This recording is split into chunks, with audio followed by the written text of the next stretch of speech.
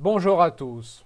Aujourd'hui, nous allons parler de Geneviève France, mère de famille d'une quarantaine d'années qui peine à nourrir ses enfants. De plus en plus tourmentée par la faim et la misère qui se rapprochent à grands pas, elle finit par perdre la raison. Bon visionnage. Nous sommes en août 1851 à Chézeaux, village de 600 âmes environ de la Haute-Marne, où vivent les époux France. Le sieur France est propriétaire du moulin de la Grange, et son épouse, Geneviève, a fort à faire à la maison, ayant accouché 6 mois plus tôt de leur 4e enfant. Le reste de la fratrie se compose de 2 garçons de 9 et 6 ans, et d'une petite fille de 4 ans. Ce 4e enfant est éprouvant pour Geneviève France, éprouvant physiquement, elle a tout de même une quarantaine d'années, mais surtout nerveusement, la famille étant très pauvre. Lui donner le sein ne suffira bientôt plus, il sera alors une bouche de plus à nourrir, et elle peine déjà à nourrir les 3 premiers. La chambre des enfants la tracasse également. Les entasser dans ces 4 mètres carrés sera d'ici peu impossible.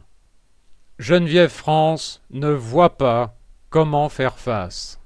La faim et la misère semblent inévitables. Le 29 août 1851, le nourrisson meurt subitement. Si cette tragédie était redoutée, la première année étant toujours à haut risque, la suite ne l'était pas. Le 3 septembre, Geneviève France est retrouvée gisante par des passants devant le moulin familial, les bras et le cou tailladés.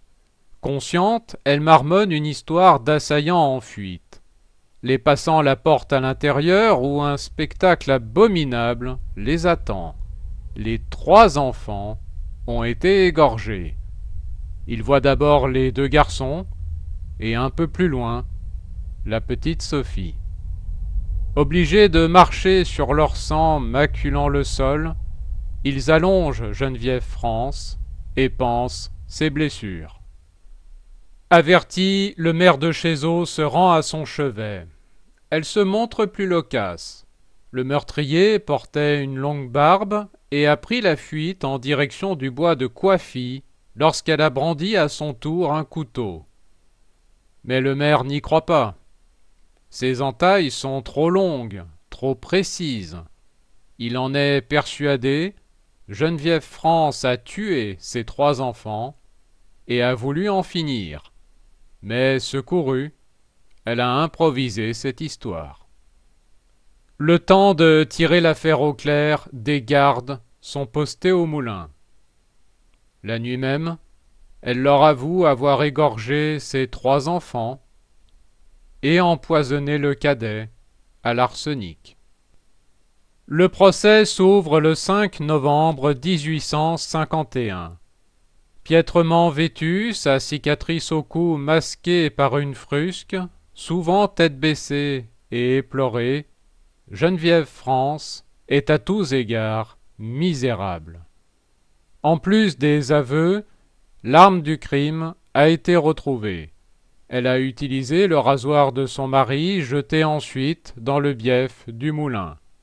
Le cours d'eau a été asséché, le rasoir est alors apparu, et le sieur France l'a reconnu. L'état mental de l'accusé est au cœur des débats.